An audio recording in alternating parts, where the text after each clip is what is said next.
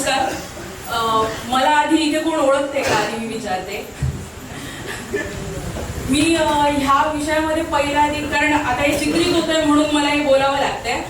माझ्यावरती खूप घाणेरडे आरोप केले गेले की त्यांनी मला पेडसाठी बोलवलं होतं, त्यांच्या रील मी प्रमोट केल्या वगैरे.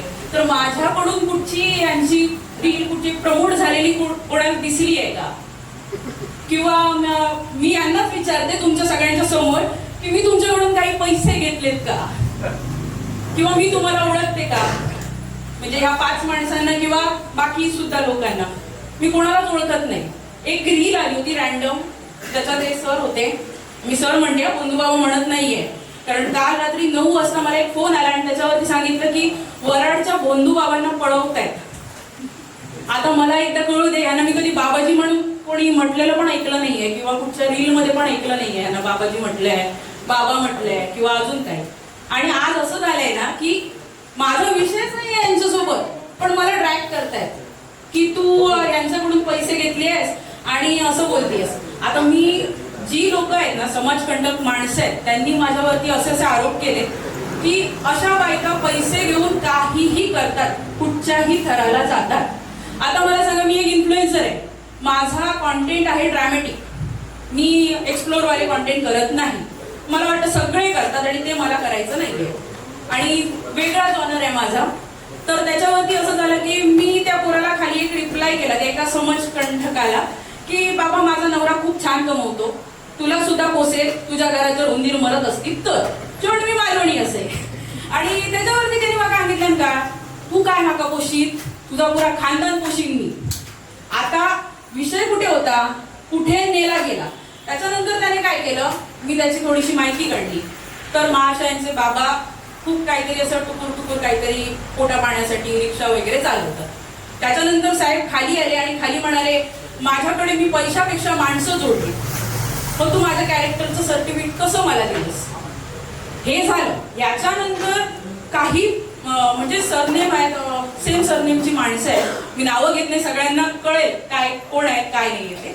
तर त्यांनी काय केलं, तू खरं सांग, ह्यांच्याकडे तू नक्की पैसे घेतलेलाच असंच म्हणून तू ह्यांच्या बाजून बोलतस आणि ह्या करतस, हा सगळा असा बोलतोय, ह्यांच्या बाजून बोलतोस. मी त्यांना सांगितलंय मी मालवणी असं, मी मालवणचा देऊळवाड्यातला असाय, बालेकरांचा चेडू असाय, माझं आडनाव पिल्लेही जरी आताचा असला तरी मी अगोदरचा आपा बालेकरांचा चेडू असल्यामुळे मी त्यांना सरळ सांगितलं, माझ्या दारात रामेश्वर बसलो, मी बाहेर येईलय ना का माका पहिलं रामेश्वर दिसतात. मी त्याच्यासाठी बोललोय.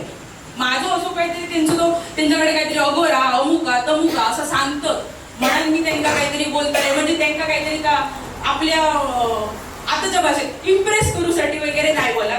मी त्यांना खरं सांगू तर ओळखत सुद्धा नव्हतं आणि या तुमच्यामुळे ओळखावे लागले. माका माहिती नव्हते कोण काय. त्याच्यानंतर माझ्या घरापर्यंत पोचली माणसं.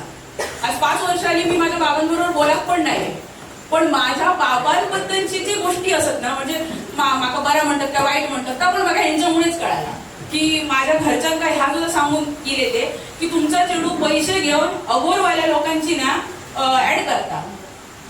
म्हणजे मी ह्या लोकांना ओळखत नाही, माका ही लोक माहिती नाही, पण मी सनातनी असोय, मी हिंदू असोय, आमच्याकडे शंकरात जास्त मानलं जातं, आम्ही देवत्ववादी माणसं असो, म्हणजे आम्ही देव खय दगड दिसलो तरी आम्ही नमस्कार करू तयार अशी माणसं असो. असं काय म्हणतात ते का उगाच काहीतरी कोणतरी उद्या येऊन काय म्हणतात तो अवीर फाशीत नाही तर आणि काहीतरी गुलाल फाशीत नाही तर काही नमस्कार कर, तर आम्ही तसे पण करू जाऊ नये. हा या आताच सांगताय. आणि ह्या गोष्टीमध्ये फालतूमध्ये माझा जेव्हा काय ड्रॅग केला गेला आणि नाही मग तुका पुरावे दाखवतो. इव्हन मी तिकडे गेल्यानंतर, कारण मी एवढ्या गर्दीत कधीच खयीच जाणे नाही, माझा तर कायमचा जसा देवा भेटायला जायचा तर देवा भेटायला जायचा, गर्दीत भेटायला जायचा नाही. आता ह्या सगळा बोलायचा आणि ह्या सगळा सांगूचा विषय असो की मी त्या देवस्थानाच्या माणसांना, म्हणजे जे समाजकंटक असत त्यांच्यानी मला मेसेज केले नाही, त्यांना पण मी सांगितलंय की मी नारळ घेऊन येते, मी तुमच्या मिटिंगला येणंही नाही, मी नारळ घेऊन येते आणि तुमच्या स्वयंभूक नारळ ठेवून सांगतोय की जर बाबा मी खोटा बोलतोय तर माझं कुळाक्ष होऊन मालवणी असे मी असं सांगूच नाही की बाबा माझा जर चुकला ना तर माका माफ कर.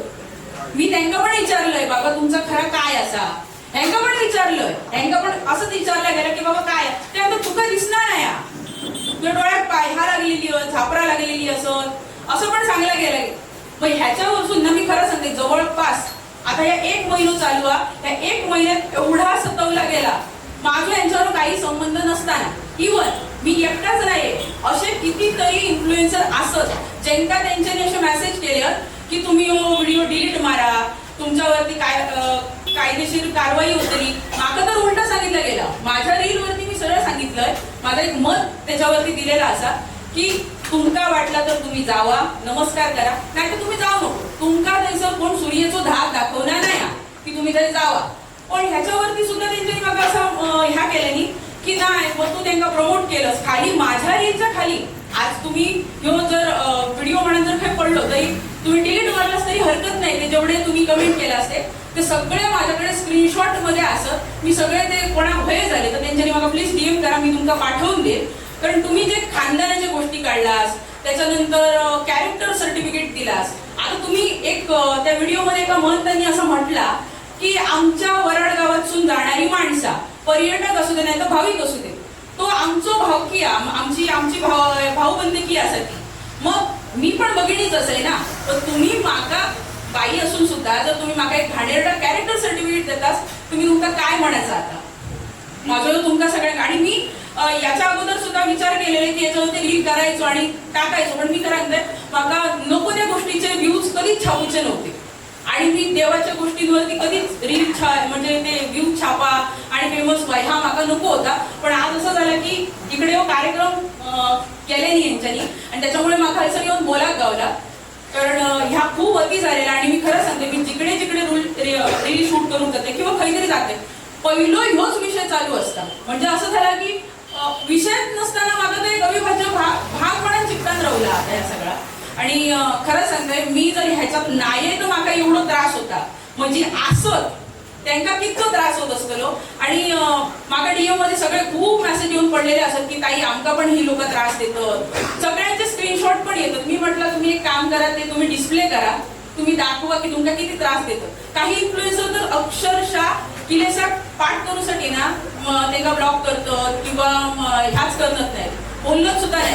काही लोक तर सांगतात आमका नकोच, रील पण करूचे नाही. आणि आपण खरीच जर मालवणी माणसं असो तर एवढे घाणेरड्या थरावरती कधीच जाऊचो नाही. मला असं वाटतं की त्यांच्यानी पण याच्यावरती विचार करूचो की बाबा आपण काय करतो. आणि स्वतः प्रश्न विचारूचो की देव ह्याच्यात भांडणं घालून किंवा आपल्या इगोसाठी देवाक काहीतरी समजून म्हणजे देवाक काहीतरी खूप खालच्या पद्धतीचा ठरवचा जो प्रयत्न केला जाता ना, तो प्लीज थांबवा. आणि प्लीज रुद्रनाथ फाउंडेशन वाल्यांनी सांगूचा की जाहीर करूचा की माझ्या यांच्यावर काय संबंध नाही. कारण ह्यांच्यानी मला लिटरली दत्तक घेतल्यासारखे मला सांगतात म्हणजे नाही तू त्यांचाच असस, ती बायका तुम्ही ती पैसे घेतलेली बायका असास, अमुक असास तमुक असास. प्लीज तुम्ही जरा आता तरी सुधरा. कारण ह्यो शेवटचा माझा एक सांगूचा प्रयत्न, ह्याच्यानंतर मी सांगूचं नाही. ह्याच्या पुढे काय होतं आता तुमका दिसताला. धन्यवाद.